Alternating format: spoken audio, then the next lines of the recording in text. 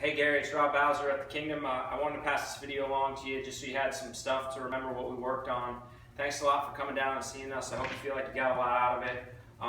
But I just want to go through kind of some of the drills that we spoke about and that we did. And the first is just kind of how your hands work. So we talked a lot about through impact on shots, your forearm didn't rotate and your left wrist, kind of your wrist, what I call kind of under released on the way through.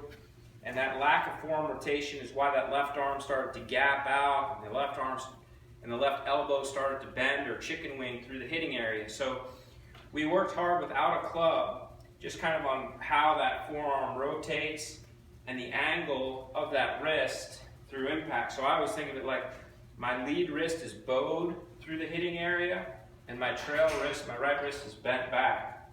And so we did some stuff without a club, and to me, this is the guts of it. This is the foundation of it. So I really wanted you to focus on making sure you understood how your hands move through the hitting area. So I always feel like my knuckles, when I do this, the knuckles on the back of my left hand are a little bit down.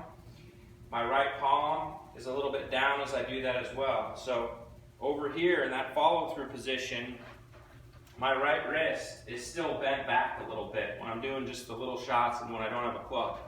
All right? So then with a club, we talked about you doing kind of two drills. One drill where you just kind of hit little bump shots, so your follow through was really short.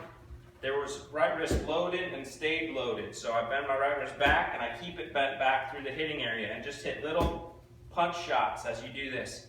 Make sure your right knee's moving in and your right heel is coming off the ground.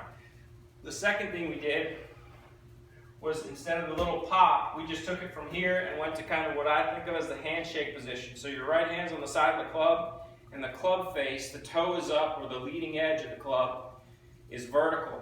So in order for that to happen, there needs to be some forearm rotation. So the back of your left hand is facing that way.